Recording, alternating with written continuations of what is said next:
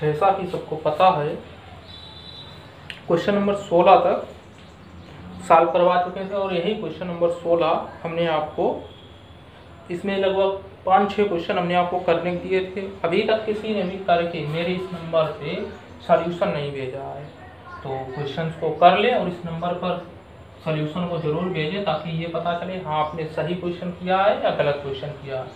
जिन लोगों के पास बुक है फिजिक्स के 12th की, तो उनके लिए तो ये है कि वो अपनी बुक से देख लें, और जिनके पास बुक नहीं है तो वो न्यूमेरिकल्स की सीट ले लें, है ना। इस नंबर पर संपर्क करें, आपको सीट मिल जाएगी न्यूमेरिकल्स की। लगभग 44 न्यूमेरिकल्स हैं जिसमें 16 कर चुके हैं, तो आगे के न्यूमेरिकल्स कर रहे हैं। क्वेश्चन नंबर 17 पर ध्यान दें, है ना। क्वेश्चन नंबर 17 पर मेरे पास 44 क्वेश्चन की सीट है, मतलब आंसर पूरा जो एक प्रकार से नोट्स कह सकते हैं, तो पूरा सीट है जिसमें 44 क्वेश्चन है, तो वो ले लें, उनको सॉल्व करें। जिनके पास पुस्तक है वो अपनी पुस्तक से देख लें। तो क्वेश्चन नंबर 17 देखें। क्वेश्चन नंबर 17 में ये लिखा है, दो धनावेशों जो कि परस्पर 0.1 मीटर की दूरी पर स्थित हैं, r बराबर 0.1 मीटर, एक दूसरे को 18 न्यूटन के बल से प्रतिकर्षित करते हैं, F बराबर 18 न्यूटन। यदि दोनों आवेशों का योग कितना हो, Q1 प्लस Q2 बराबर 9 माइक्रोकूलाम, 9 माइक्रोकूलाम हो, तो उनके अलग अलग मान बताइए। तो उन आवेशों के अलग अलग मान बताने हैं। चलिए, तो हम जानते हैं F बराबर 1/4 pi epsilon not Q1 Q2 upon R square, F बराबर 1/4 pi epsilon not Q1 Q2 upon R square. इसी से सॉल्व करेंगे तो F 18 newton equal to 1/4 pi epsilon not की वैल्यू लिख दें, कितनी होती है 9 into 10⁻⁹ Q1 Q2 upon R square 10⁻⁻1 का स्क्वायर, इसे कह सकते हैं ना 10⁻⁻1। R को फाइनली चेक करें तो 9 से इसको कट करें, 9 दूनी 18, ये पावर इधर ले आए तो 2 बराबर 10⁻9 Q1 Q2 अपॉन 10⁻⁻2, -2 और ऊपर जाएगा प्लस 10⁻⁻2 ऊपर जाएगा, किसका बनेगा प्लस का 11, और ये प्लस 11 इधर भाग दे दें तो कितना आया 2/10⁻11 बराबर Q1 Q2। 10⁻11 को ऊपर ले जाओ तो बन जाएगा 2 × 10⁻−11 बराबर Q1 Q2। यहाँ से हम ये करें कि इसको अगर हम 20 कर लें और इसको लिख लें 10⁻−12 बराबर Q1 Q2। 20 बराबर 20 × 10⁻−12 कर लिया, बात वही है Q1 Q2। चलिए, ऐसा किया क्योंकि माइक्रोकूलाम में 10⁻⁻6 10⁻⁻6 2 है, तो -12 बनाएगा, यानी 20 को तोड़ना। चलिए, क्वेश्चन बहुत आसान हो गया। हमको Q1 Q2 की वैल्यू पता चल गई, कितना 20 × 10⁻12, और Q1 प्लस Q2 की वैल्यू हम कह सकते हैं 9 × 10⁻6 माइक्रोकूलाम में था। तो आपको ऐसे बताने हैं संख्याएं कि जिनको जोड़ने पर तो 9 हो जाए, जोड़ने पर 9 हो जाए और गुणा करने पर 20 हो जाए। देखिए 5 और 4, 5 माइक्रोकूलाम और 4 माइक्रोकूलाम, 5 4 जोड़ेंगे तो 9, और माइक्रोकूलाम है तो माइक्रोकूलाम रहेगा, लेकिन 5 × 4 करेंगे तो 20। माइक्रोकूलाम का गुणा हो जाएगा तो 10⁻⁻6 10⁻⁻6 -20। कहने का मतलब Q1 बराबर कितना 4 माइक्रोकूलाम और Q2 बराबर 4 × कितना कह सकते हैं 10⁻6, Q2 बराबर 5 × 10⁻6। एक तो तरीका ये नॉर्मली है, हम लोग कर सकते हैं, या फिर आप ये कीजिए, फार्मूला लगाएंगे Q1 प्लस Q2 का होल स्क्वायर, यानी A प्लस B का होल स्क्वायर इक्वल टू क्या हो जाएगा Q1 square plus Q2 square.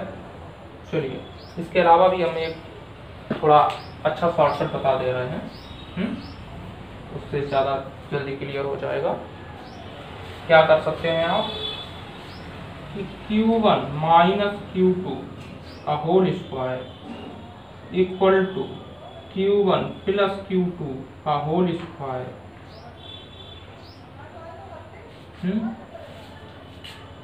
Minus 4Q1 Q2 ये हो जाएगा। इसे खोलेंगे तो कितना बनेगा Q1 square plus Q2 square minus 2 times Q1 Q2। देख लें ये इसमें अगर इन वैल्यूज को पुट करते हैं Q1 माइनस Q2 यहाँ से फाइंड हो जाएगा। ये आसानी से बन जाता है, a प्लस बी का होल स्क्वायर है, चाहे समझ लें। अगर हम a माइनस बी का स्क्वायर कहें तो इसे कह सकते हैं a square plus b square minus 2ab।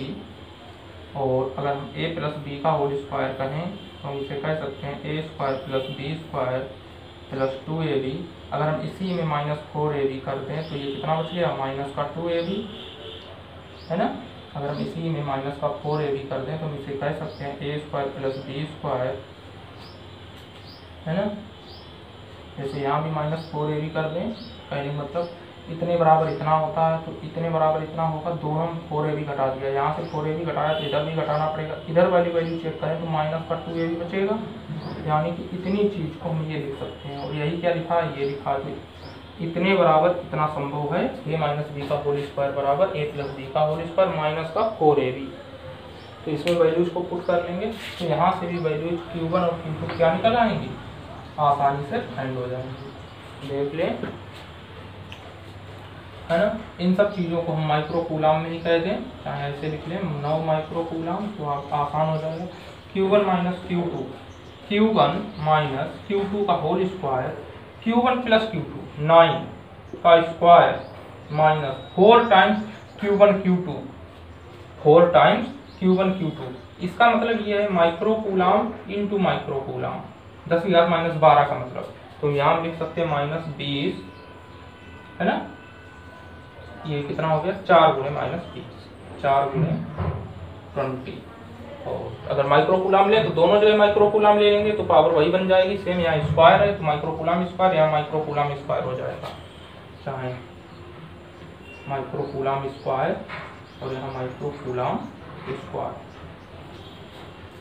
तो यहाँ से वैल्यू चेक कर लें, 981 micro coulomb square minus 80 micro coulomb square. Values आसानी से आ गई। 1 माइक्रो कूलाम स्क्वायर, ये किसकी वैल्यू है, Q1 minus Q2 whole square. तो Q1 माइनस Q2 की वैल्यू निकाल लें, वर्गमूल लेके Q1 माइनस Q2 कितना आ जाएगा, 1 माइक्रो कूलाम, वर्गमूल ले लिया दोनों तरफ। तो Q1 माइनस Q2 की value 1 micro coulomb, Q1 plus Q2 की वैल्यू 9 माइक्रो कूलाम। यानी जोड़ने पर 9 हो जाए और घटाने पर 1 हो जाए तो संख्या कौन सी होंगी, 5 और 4, है ना। तो क्वेश्चन हो गया, है ना। नोट कर लेंगे सभी लोग, पुश करके वीडियो को पुश करके नोट कर लेंगे, है ना। तो क्वेश्चन ये 17 अच्छा था, है ना। क्वेश्चन नंबर 18 की बात करते हैं। क्वेश्चन नंबर 18 ये करना क्वेश्चन नंबर 18 आप लोग खुद करना। अगर क्वेश्चन नंबर हम से सारे कराएंगे तो फिर कोई भी वीडियो देखना सब कोई बंद कर देगा, ना तो कोई, है ना, तो ना क्वेश्चन अटेम्प्ट किए जाएंगे। तो क्वेश्चन नंबर 18 आप खुद करें, आसान क्वेश्चन है, कुछ है नहीं। शुद्ध जल का परावैद्युतांक 81, निरपेक्ष वैद्युतशीलता बतानी है ना, निरपेक्ष वैद्युतशीलता बतानी है, यानी एप्साइलन बताना है। के का मान दिया गया 18 में, के का मान दिया गया है 81 और एप्साइलन बताना है। चलिए क्वेश्चन नंबर 19 पर आते हैं। क्वेश्चन नंबर 18 करेंगे। हम गिवन क्वेश्चन कर देते हैं, कौन कौन से आपको दिए गए। 18 नंबर दिया जाएगा आज, है ना। 19 क्वेश्चन नंबर 18 करना, इस नंबर पे सॉल्व करके इस नंबर पर सेंड भी करें। जिन लोगों से क्वेश्चन हो जाए वो भी सेंड करें, जिनसे ना हो वो कमेंट करके बताएं तो क्वेश्चन नंबर 18 को बताया जाए।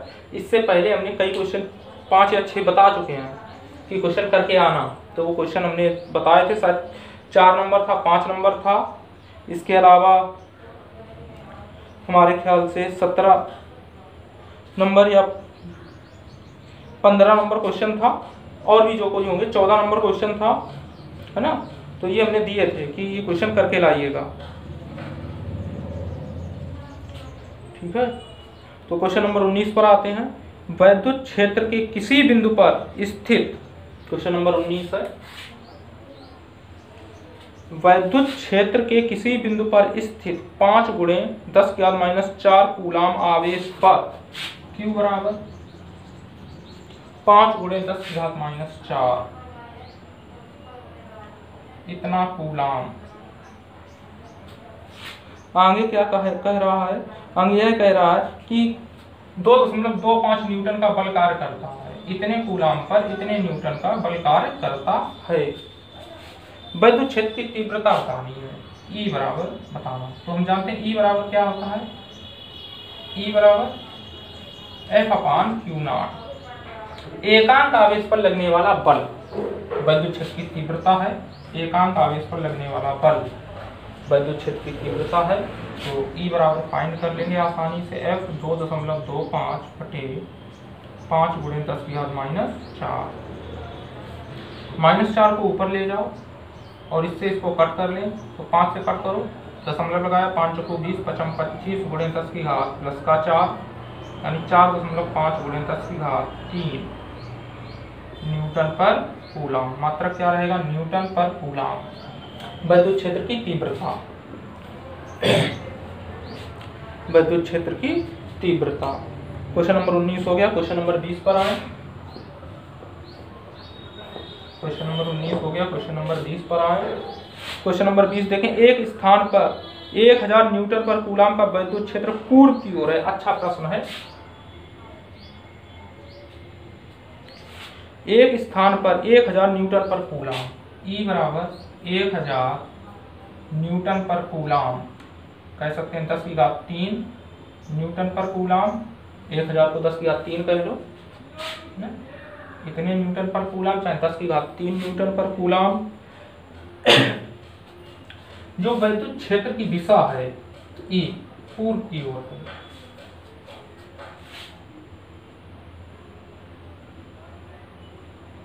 तो पूछा गया है, इस क्षेत्र में ऐसी वस्तु स्थित है जिस पर 10⁻6 इलेक्ट्रॉनों की अधिकता है, N बराबर 10⁻6 अधिक। तो कहने का मतलब ऋण आवेश क्या होगा, ऋण आवेश। इस पर अगर इलेक्ट्रॉन अधिक हैं तो क्या कौन सा आवेश, ऋण आवेश। इलेक्ट्रॉन अधिक है तो ऋण आवेश, इलेक्ट्रॉन कम है तो धन आवेश। वस्तु पर लगने वाले बल की दिशा एवं परिमाण ज्ञात कीजिए। बल की दिशा, बल बताना है और दिशा बतानी है। चलिए पहले तो यहाँ Q फाइंड कर लेते हैं। Q बराबर होता है N × E, N की वैल्यू 10⁻6, E की वैल्यू 1.6 × 10⁻−19। इसको सॉल्व कर ले, 1.6 × 10⁻−13 कूलाम Q की वैल्यू। E बराबर क्या होता है, F/Q। तो F बराबर यहाँ से निकालें क्या आ जाएगा, F बराबर E × Q। तो E Q की वैल्यू फाइंड कर लेंगे। E की वैल्यू दी गई है 10⁻3, Q की वैल्यू 1.6 × 10⁻−13, 16 रहा, 1.6 × 10⁻−10 न्यूटन। ये क्या निकाल रहे हैं, बल। तो इतने न्यूटन, दिशा पूछी गई है 1.6 × 10⁻−10 न्यूटन दिशा पूछी गई है। दिशा जिन लोगों ने ध्यान दिया है तो वो के लिए अच्छी बात, निकाल भी ली होगी, जिन्होंने नहीं दिया। एक हमने करवाया था बल आघूर्ण।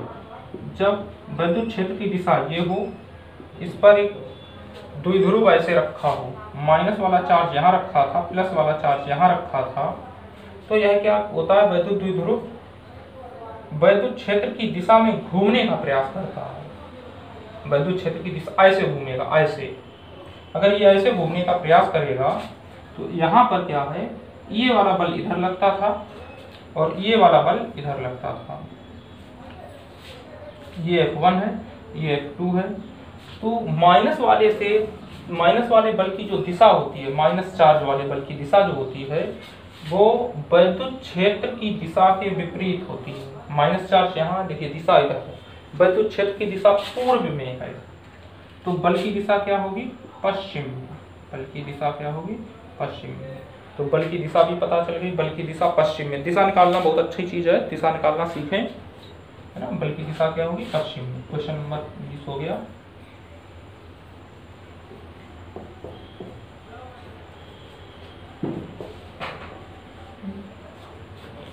क्वेश्चन नंबर 20 हो गया। क्वेश्चन नंबर 21 देखें, हीलियम के नाभिक के कारण उससे 1 एंगस्ट्रॉम की दूरी पर वैद्युत क्षेत्र की तीव्रता ज्ञात करें।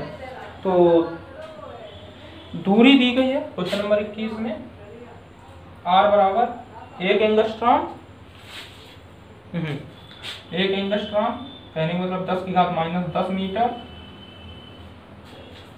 और वैद्युत क्षेत्र की तीव्रता बतानी है हीलियम की वजह से। हीलियम क्या है? अल्फा होता है।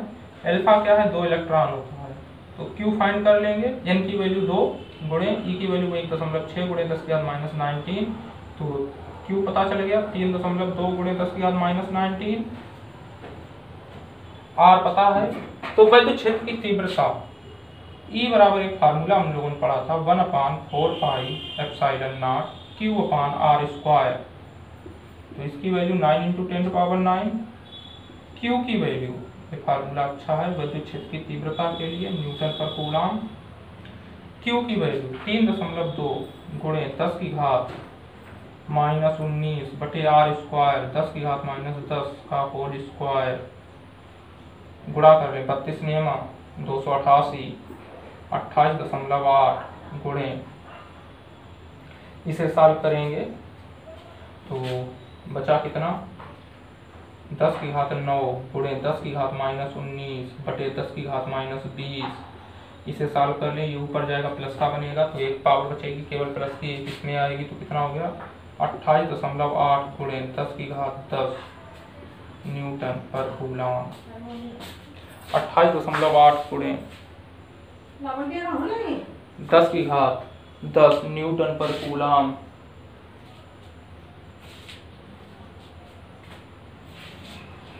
क्वेश्चन नंबर 22 देखेंगे।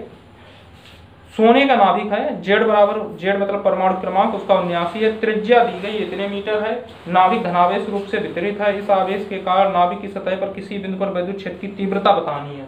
तो R का मान क्वेश्चन नंबर 22 करेंगे, R का मान दिया गया है और Q का मान निकाल लेंगे।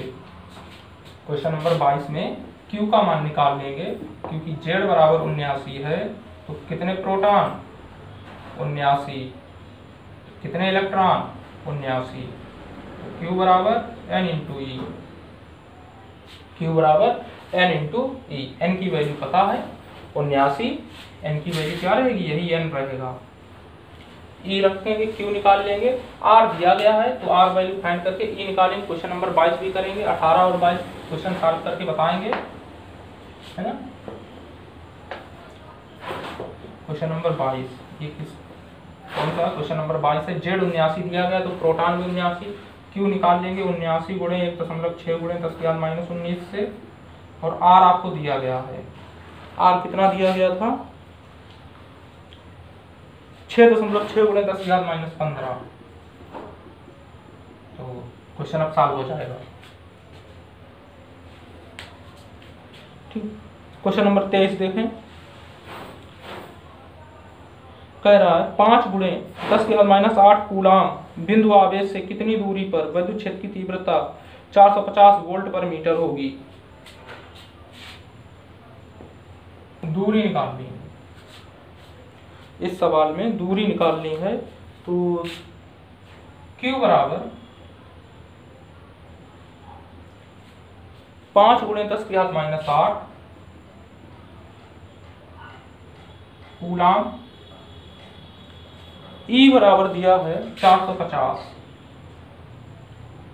वोल्ट पर मीटर। मात्रक एक होता है, E वैद्युत क्षेत्र की तीव्रता का मात्रक ये भी होता है, न्यूटन पर कूलम भी होता है, वोल्ट पर मीटर भी होता है। तो आपसे कहा गया है कितनी दूरी पर, R पूछा गया इस केस में, R बराबर क्वेश्चन मार्क, तो निकाल लें R बराबर, तो तो E बराबर जानते हैं 1/4πε0। E बराबर भी फार्मूला लिख लें, E बराबर 1/4πε0 Q/r²। वैल्यू रखेंगे 1/4πε0 की वैल्यू 9 × 10⁻9 × Q की वैल्यू 5 × 10⁻8 बटे r² निकालना है। E की वैल्यू दी गई है 450। 9 से कट करेंगे 5 बार 50 हुआ, 5 से इसको कट करेंगे 10 बार, ये कितना बचा 10 की घात 9, ये 10 की घात -8 बचा 10 की पावर 1। तो 10 बराबर 10 बटे ये 9 और ये -8, 1 बचा बटे r²। इससे इसे कट किया एक बार, r² इधर लाए, r² बराबर 1, तो r बराबर 1, r² बराबर 1, तो r बराबर 1 मीटर। क्वेश्चन नंबर 23 हो गया। क्वेश्चन नंबर 24 पर ध्यान दें। उस वैद्युत क्षेत्र का मान क्या होगा? वैद्युत क्षेत्र यानी कि वैद्युत क्षेत्र की तीव्रता जिसमें एक इलेक्ट्रॉन पर उसके भार के बराबर वैद्युत बल कार्य करता है। चलिए क्वेश्चन नंबर 24।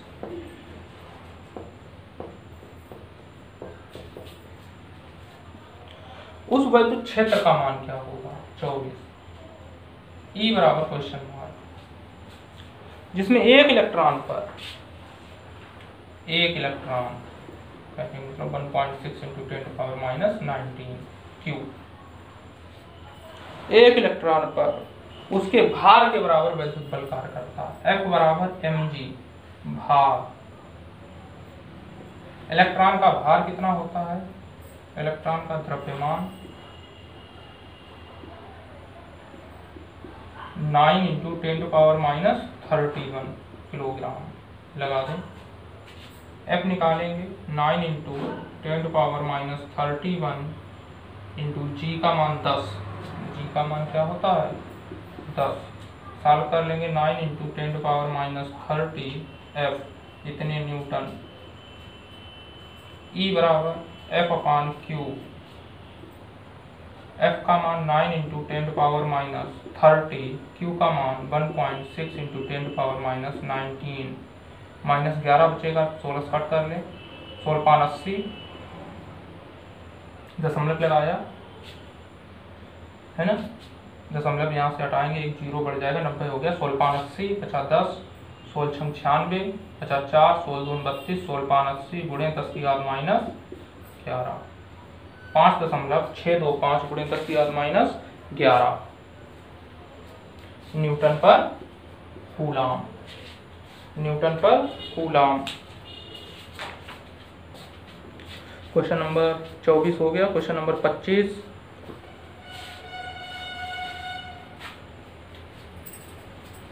क्वेश्चन नंबर 25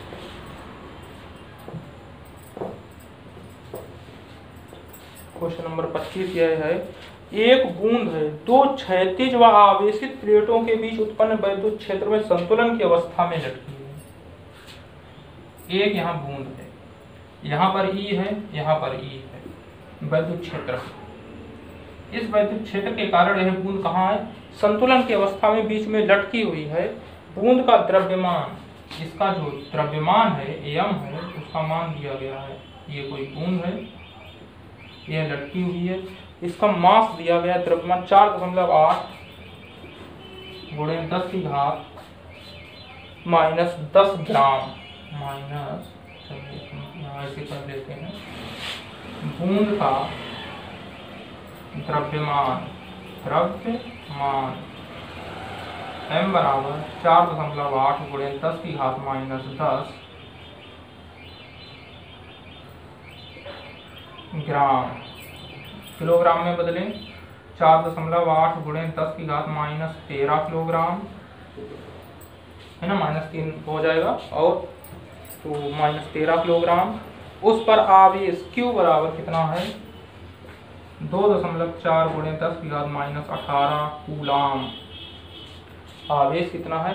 इतना कूलाम है। दोनों प्लेटों के बीच वैद्युत क्षेत्र बताना है, E बताना है, E बराबर क्वेश्चन मार्क। तो हम ऐसी अवस्था में देखें, बूंद किस वजह से रुकी होगी? बूंद अपने पर लगने वाले द्रव्यमान की वजह से रुकी है ना। द्रव्यमान F बराबर अगर mg है तो इस पर एक बल लग रहा है F बराबर mg, और E की वजह से भी बल लग रहा होगा। तो यहाँ से हमको E फाइंड करना। F बराबर अगर हम फाइंड करें तो F बराबर कितना मिलेगा, m की वैल्यू 4.8 गुणे 10 की घात माइनस 13 गुणे 10, g का मान 10, g का मान कितना होता है 10। फाइंड कर लेंगे 4.8 गुणे 10 की घात माइनस 12 न्यूटन, ये क्या आ गया, बल आ गया। E निकालना है तो E बराबर क्या होता है, F अपान Q 4.8 गुणे 10 की घात माइनस 12 बटे 2.4 गुणे 10 की घात माइनस 18, 2 से 2 बार गया, 2 गुणे 10 की घात ऊपर जाएगा तो 6 न्यूटन पर कूलाम, 2 गुणे 10 की घात 6 न्यूटन पर कूलाम, है ना।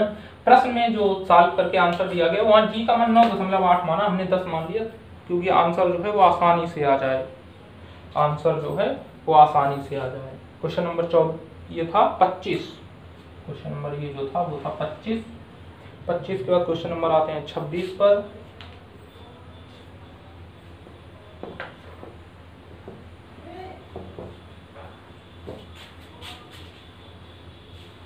क्वेश्चन नंबर 26 पर, क्वेश्चन नंबर 26 क्या है, 26 क्वेश्चन ये कह रहा है भुजा ए वाले वर्ग के चारों शीर्षों पर ए बी सी डी एक समान आवेश क्यों रखा गया है, बिंदु डी पर रखे आवेश पर लगने वाला बल बताना है।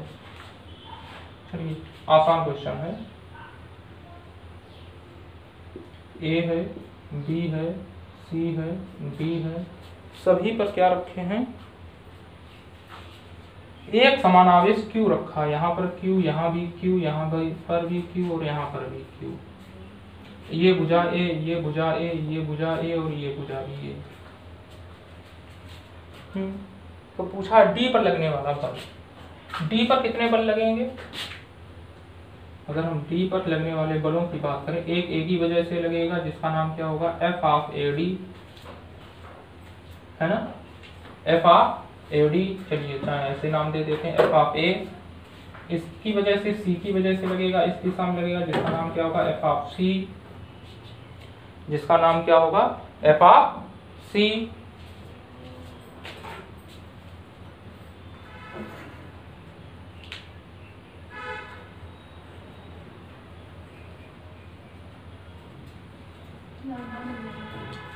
महीना तो हो गए 2 मिनट हो गए।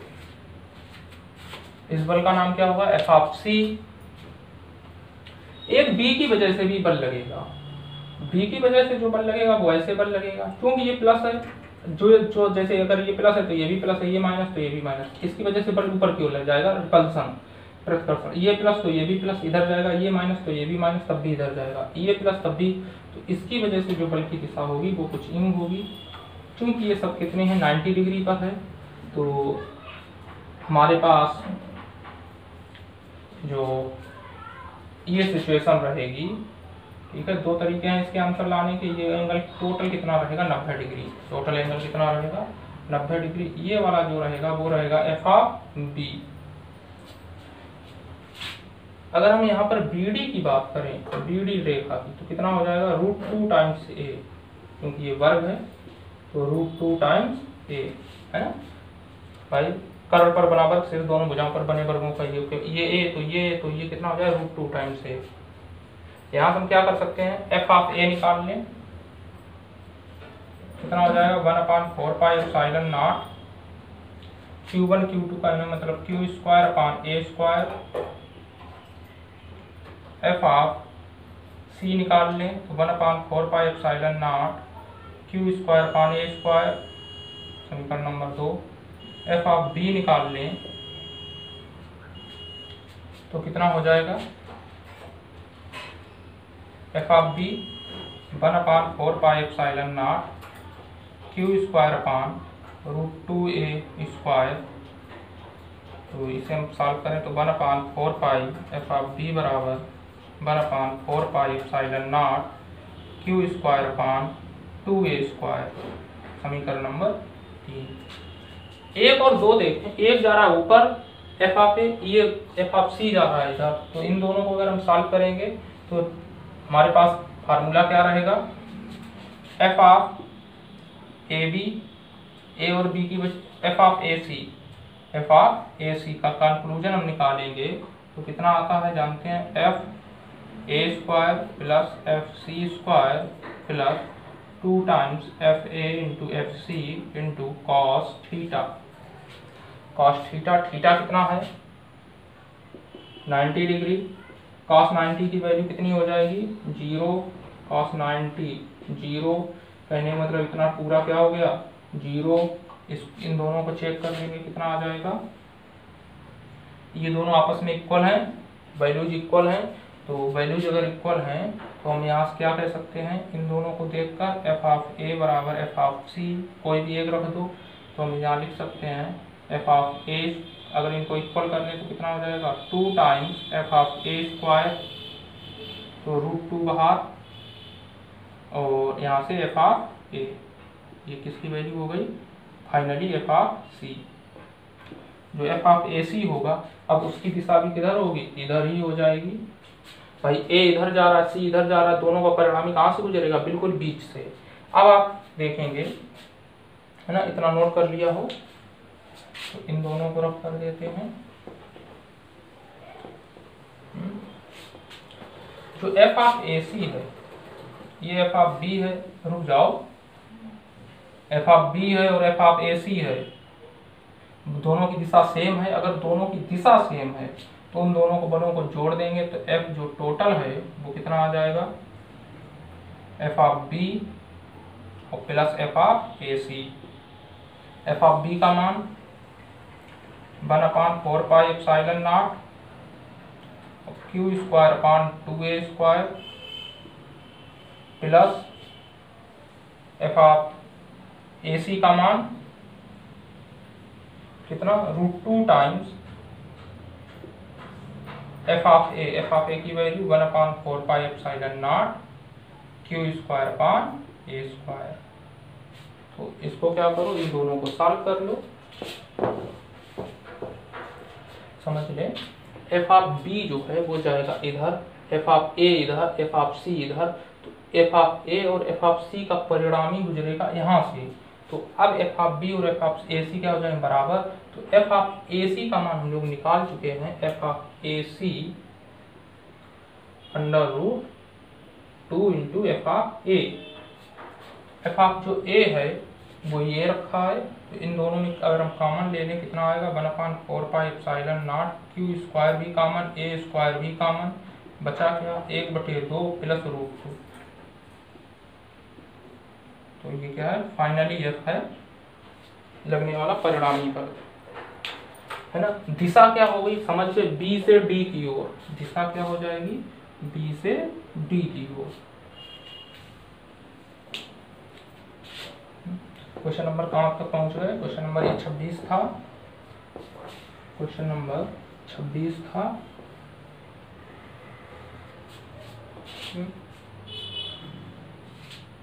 क्वेश्चन नंबर 27 देखिए, एक समबाहु त्रिभुज ए बी सी के शीर्ष ए पर +1 माइक्रोकूलम का बिंदु आवेश रखा है, बी तथा सी के मध्य बिंदु पर एक विद्युत क्षेत्र की तीव्रता क्या होगी यदि त्रिभुज की भुजा 10 सेंटीमीटर हो।